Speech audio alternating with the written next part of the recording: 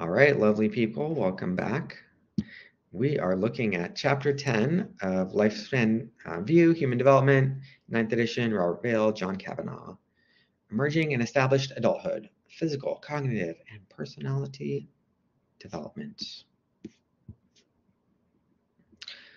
All right, so in this chapter, we're going to describe concepts of emerging and established adulthood, describe physical development and health in emerging adulthood, outline cognitive development and intelligence in adulthood, and describe stability and change in personality and development in emerging and established adulthood.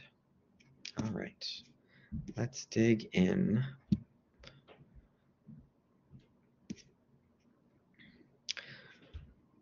Emerging adulthood. There are no definitive criteria for marking when one becomes an adult, especially in the West. We talked about earlier, traditional cultures have ceremonies for both boys and girls. We don't really have that in the West, and European sort of modern capitalist culture or whatever it is that we live in. Emerging adulthood is the period between late teens and mid to late 20s when individuals are not adolescents but not fully adults. So this is kind of a new phase in developmental psychology. People used to sort of just go from adolescence to adulthood. Basically, you know, once you were 20, if you were a man, you were probably married. And if you're like 15, 16, 17, 18, you're a woman, you're probably married. A girl, you're probably married.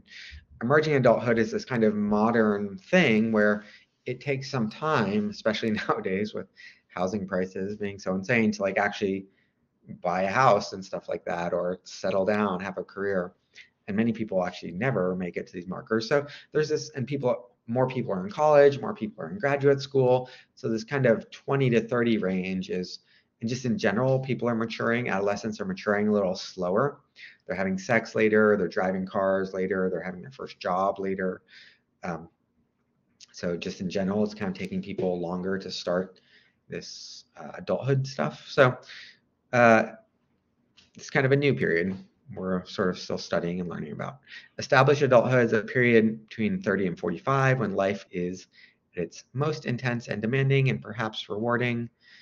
I don't know about rewarding, definitely intense and demanding. This is a period where you're often caring for your own children, but your parents are getting older. Maybe you're having to care for them.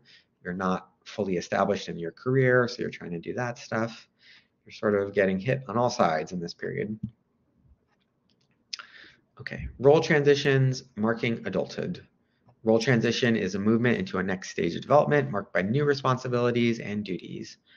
Voting, completing one's education, getting married, or beginning full-time employment could all qualify. Cohort effects show increasing average levels of education, later marriages, and children living with their parents longer. So relative to what was happening in, say, the 1900s or the middle to late 1900s, these are some changes that are happening. Rites of passage, mentioned them a couple times. These are rituals in non-European cultures that change little with time and provide some continuity. Many cultures employ religious rituals, confirmation, bar mitzvah, quinceañera, etc. Many societies have no age, constant rituals that clearly mark the transition to adulthood. And as a result, people create their own. Discussion activity. No, we're skipping that. All right, neuroscience, behavior, and emerging adulthood. Behaviorally, emerging adults engage in more risky behaviors than any other group of adults. That's, again, the prefrontal cortex is still developing up until your kind of mid-20s. So people are more likely to, and that's responsible for inhibiting things from sort of thinking things through. The desire to live more on the edge through physically and emotionally threatening situations on the boundary of life and death is called edge work. Prefrontal cortex not fully developed until the mid-20s. Higher levels of reasoning is not possible prior to early adulthood. Even so, young adults are more able than adolescents to take different points of view. So 24-year-old, maybe not fully developed, but better than a 17-year-old at certain perspective-taking tasks. Various milestones. Nearly 70% of all high school graduates went straight to college before the pandemic in 2020. There were always differences based on socioeconomic status, which were exacerbated by the pandemic. College campuses are changing with increasing numbers of returning adult students or those over 25. Financial independence is a key indicator of becoming an adult for many and is related to education attainment. Another major task for adults is to deal with Erikson's sixth stage, intimacy versus isolation. The challenge for adults in their 20s. The challenges for adults in their 20s have changed and thus present challenges for Erikson's model. Even so, the development of long-term relationships is generally important during this time period. So, when do people become adults? Really, it's just a word. That's my take on it. You can define it different ways. The evidence is clear that both emerging adulthood and established adulthood exists. Achieving adulthood takes longer today than it did in the past. The shedding of formal rites of passage leaves less clarity. Defining oneself as an adult rests on one's perception of whether personally relevant key criteria have been met. So it's different for each individual. Fair enough. Physical development and health. Physical functioning. Most emerging adults are in the best physical condition of their lives. Early 20s are when several physical abilities peak, including height, strength, muscle development, coordination, dexterity, and sensory acuity. No, you can continue to exercise and work out, and you can continue to make progress on these things into your 30s and 40s, 50s, 60s, 70s. It's just these are typically what happens. But if you work out every day, that's not going to be the case. As functioning is affected by several health-related behaviors. Lifestyle factors. Death from disease is relatively rare, especially during the 20s. Leading cause of death among emerging and established adults is accidents. Smoking regular and e-cigarettes is a single biggest contributor to health problems. Occasional drinking, 1 to 2 drinks a day while not driving, is not known to seriously affect your health, but it will have some negative effect. Binge drinking, a pattern of drinking that brings a person's blood alcohol concentration above 0.08, typically happens when consuming 5 or more for men or 4 or more for women, drinks in about 2 hours. Binge drinking is costly to health, hampers productivity, and can promote victimization, things like assaults and rapes. Binge drinking is a major international health concern, especially among college students. Alcohol use disorder is a pattern that results in significant and recurrent consequences that reflect loss of reliable control over alcohol use. Excessive long-term drinking affects the brain. Important neurotransmitters become dangerously depleted or increased. This causes alcohol cravings meant to reduce the negative or increase positive feelings. So like anything that affects your brain, whether it's an antidepressant, an anti-anxiety drug, whether it's pot, whether it's alcohol, meth, heroin, or other opiates, anything that has psychoactive properties, if you do it regularly, your brain will start to, caffeine for that matter, tea, coffee, your brain will start to change the way it functions in order to kind of maintain a level of homeostasis. So drinking regularly will change the way your brain functions, and not for the better. Okay.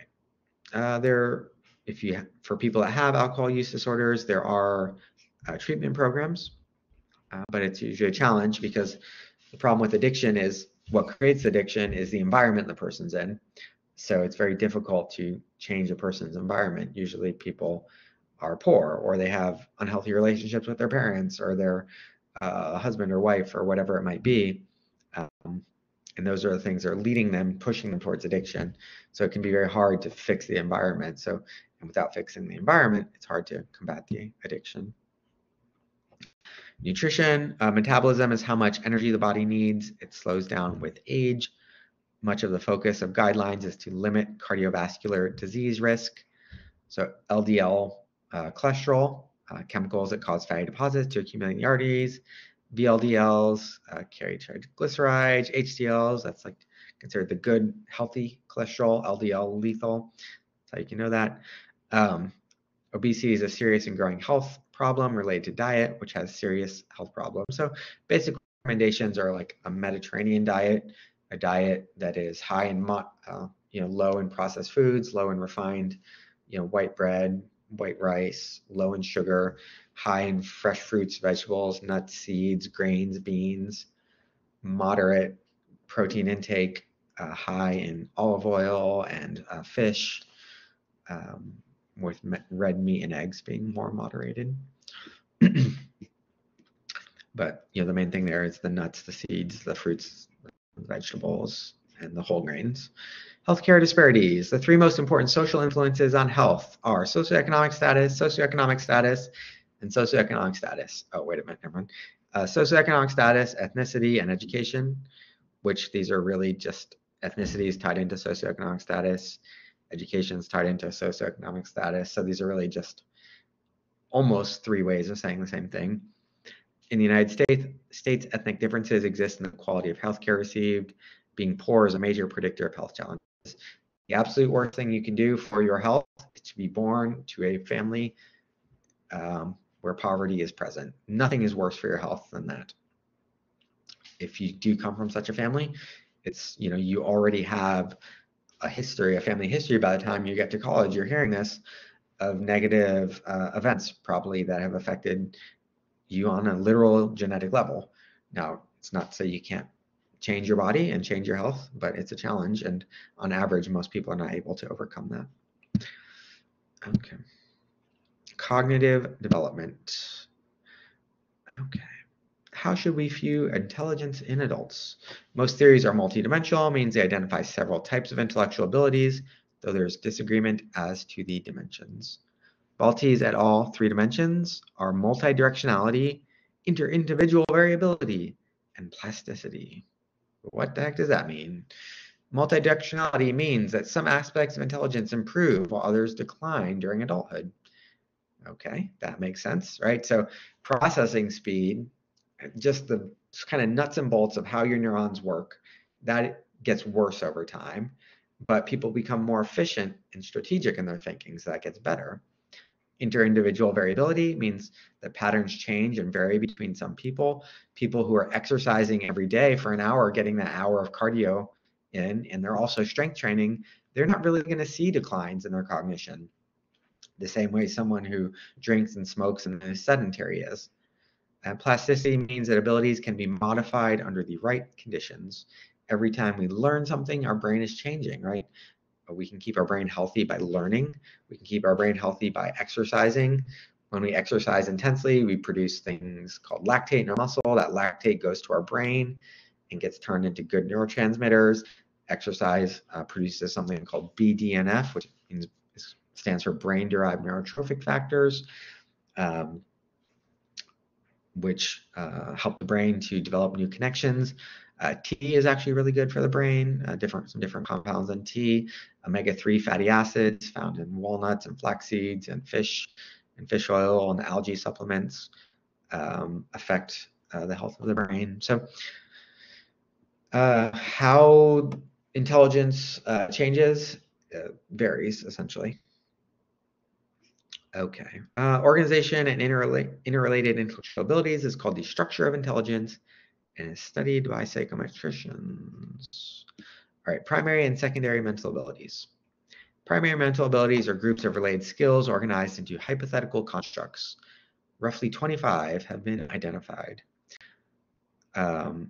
Number, the basic skills underlying our mathematical reasoning, verbal meaning, vocabulary ability, inductive reasoning, ability to extrapolate from particular facts to general concepts, spatial orientation, our ability to reason in the three-dimensional world, word fluency, how easily we produce verbal descriptions. So these are some of the kind of basic ones. Secondary mental abilities, clusters of related primary abilities used as a framework for describing intelligence's structure. These are difficult to measure directly. Another topic or another lens to look at intelligence through is fluid versus crystallized intelligence.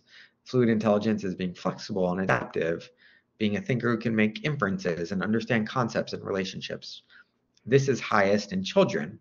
Crystallized intelligence is knowledge of facts, definition, language acquired by life experience, and this improves throughout adulthood. Performance or learning based on underlying skill becomes more difficult with age. Intellectual development varies quite a bit from one set of skills to another. neuroscience research and intelligence. Considerable research shows that specific areas in the brain are associated with intellectual abilities and that developmental changes in these areas are related to changes in performance. The parieto frontal integration theory says that intelligence comes from distributed and integrated networks of neurons in the parietal and frontal lobes. Some research supports this model, but it's still controversial. The neural efficiency hypothesis states that intelligent people process information more quickly, efficiently. I mean, that's certainly true. It's just, what exactly does that mean? Evidence is mounting, suggesting that this holds merit, but how it develops is not yet known. Just a general note, like it's hard to know exactly how the brain functions. We know a lot, we're learning more, but it's slow going. As technology improves, we'll get better at it. The brain is just so complicated and we can't like observe it directly easily. So there are challenges to try and understand how is intelligence generated in the brain, right? We don't really, it's kind of a mystery. A lot about the brain is a bit of a mystery. Okay, going beyond formal operations, thinking in adulthood.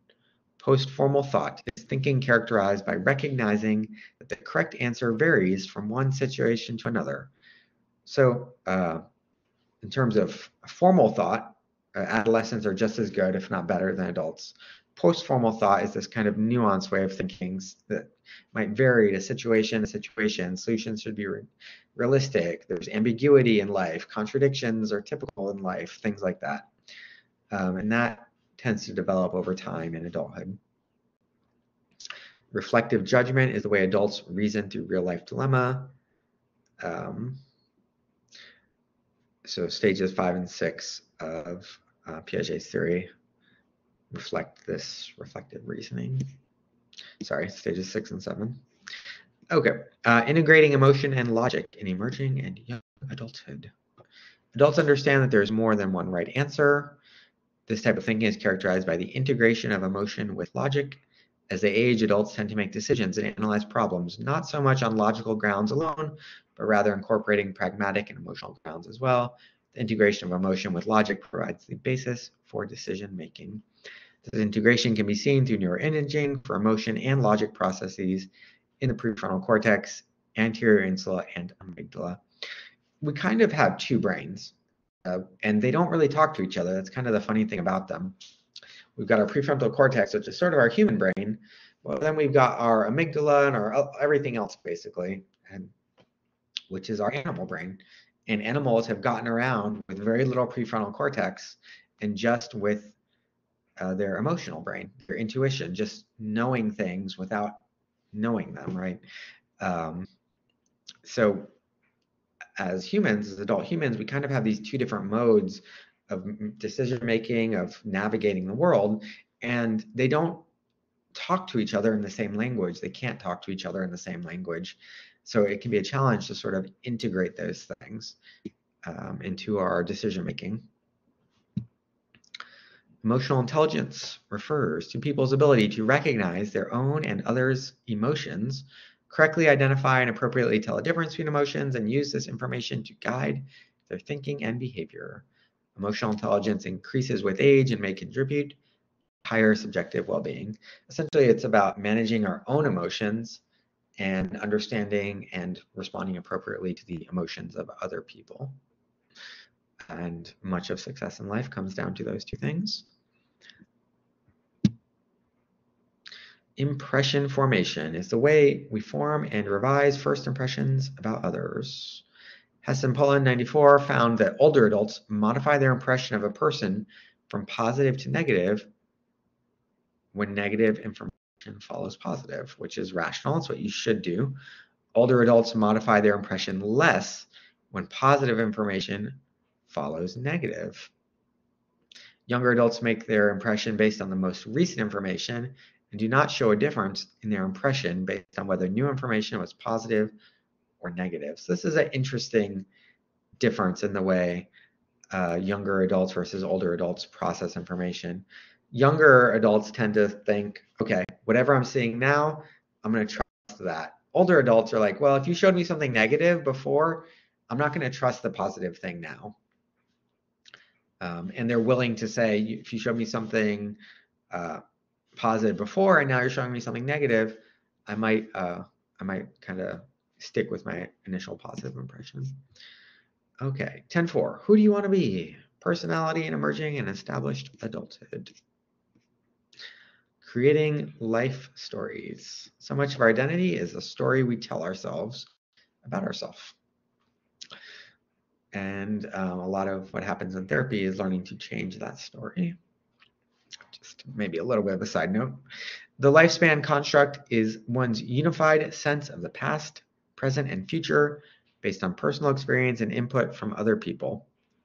A scenario is a manifestation of the lifespan construct through expectations about the future. It takes aspects of a person's identity that are particularly important now and projects them into a future plan. This helps people formulate a game plan and a way to track progress.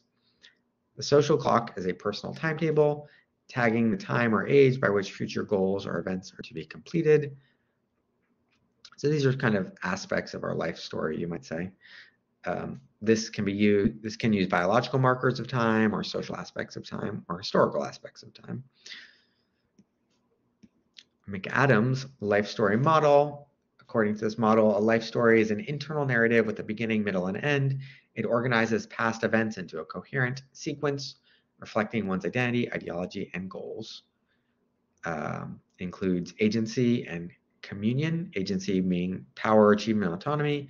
Communion being love, intimacy, sense of belonging.